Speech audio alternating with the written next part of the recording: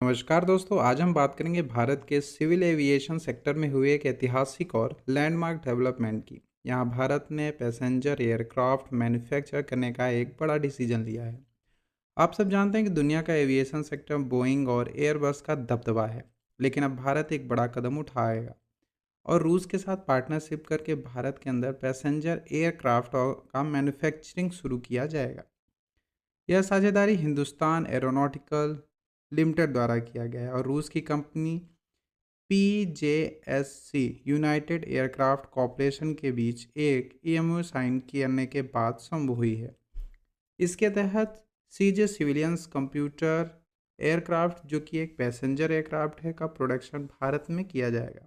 यह Indo Russian corporation का एक महत्वपूर्ण कदम है, जो कि डिफेंस सेक्टर से आगे बढ़कर सिविल एयर स्पोर्स मैन्युफैक्चरिंग में विस्तार करेगा।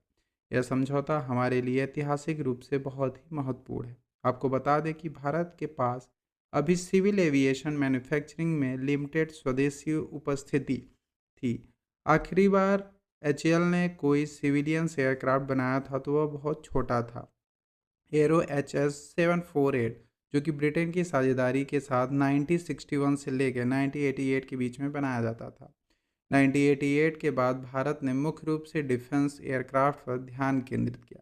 इसलिए यह प्रोजेक्ट पिछले 40 साल के में पहला full fledged civil jet manufacturing initiative है जो भारत द्वारा लिया जा रहा है। एचएएल को इसी रूप की कंपनी के एयरक्राफ्ट को मैन्युफैक्चरिंग करने, असेंबल करने और भारतीय ग्राहकों के लिए सप्लाई करने का अधिकार मिलेगा।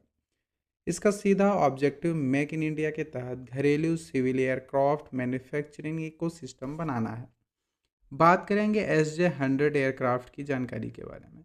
यह एयरक्राफ्ट का पूरा नाम है सुखोई सुपरजेट 100, जिसे शॉर्ट में SJ-100 कहा जाता है।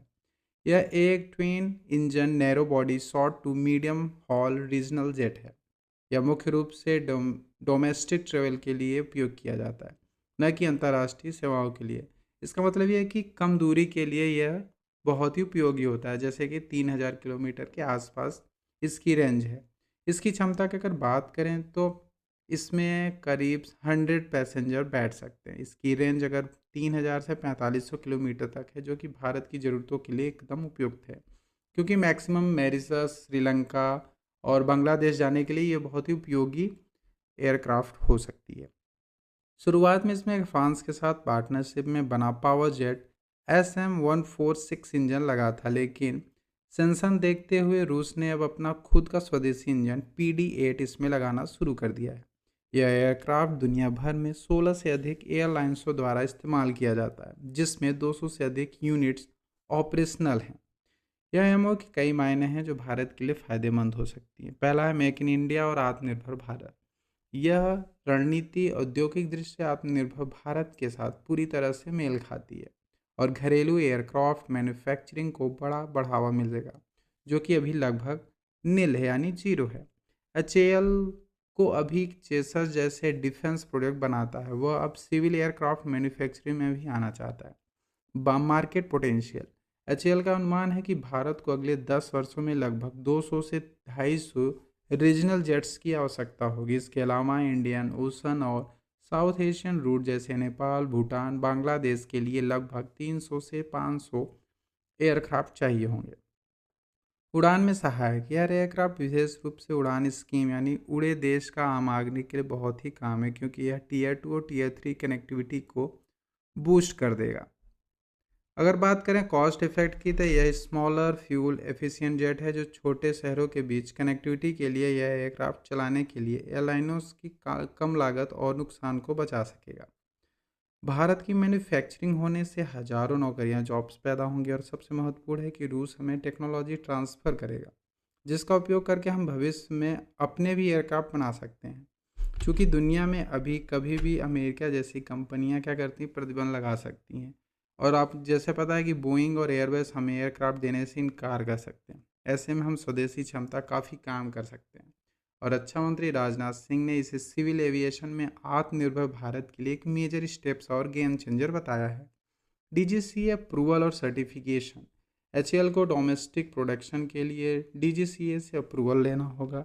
यदि भारत अपनी ज़रूरतों के हिसाब से डिज़ाइन में कोई मॉडिफिकेशन करता है तो उसके लिए वापस से ट्रायल टेस्टिंग और सर्टिफिकेशन लेना होगा, जो कि समय लेने लगने वाला है और महंगा भी प्रोसेस है। मूल एसजे में वेस्टर्न इलेक्ट्रॉनिक्स उपकरण लगे थे। चूंकि अब प्रतिबंध लगे हैं तो भारत को यह सुनिश्चित करना होगा कि हम सप्लाई चेन में जोखिम को दूर कर सकें और घटकों के आपूर्ति भारत के भीतर क्षमता आ सके। मार्केट एक्सेप्टेशन सबसे बड़ी चुनौती है कि क्या भारत की एयरलाइनें जैसे एयर इंडिया या इंडिगो इस एयरक्राफ्ट को स्वीकार करेंगी। वो अभी भी एयरबस और बोइंग के ऑर्डर दे रहे हैं। हमें उन्हें यह साबित करना होगा कि यह एयरक्राफ्ट विश्वसनीय है और सर्विस में कोई भी दिक्कत नहीं आएगी। मेक इन इंडिया तभी होगा जब इसके एक एक कंपोनेंट की मैन्युफैक्चरिंग भारत में की जाएगी, न कि केवल बाहर से कंपोनेंट लाकर ही यहाँ पे असेंबल किया जाएगा। इस परियोजना का एक बड़ा भू राजनीतिक आयाम यह भी है कि क्या यह पूरा प्रोजेक्ट अंतर्राष्ट्रीय प्रतिबंधों से बच पाएगा। भारत रशिया पश्चिमी शक्तियों के साथ अपने संबंधों को बैलेंस करने की कोशिश कर रहा है। यह परियोजना भारत के एविएशन इंडस्ट्री के लिए एक नया अध्याय खोल सकती है और बोइंग और एयरबस पर हमारी आत्मनिर्भरता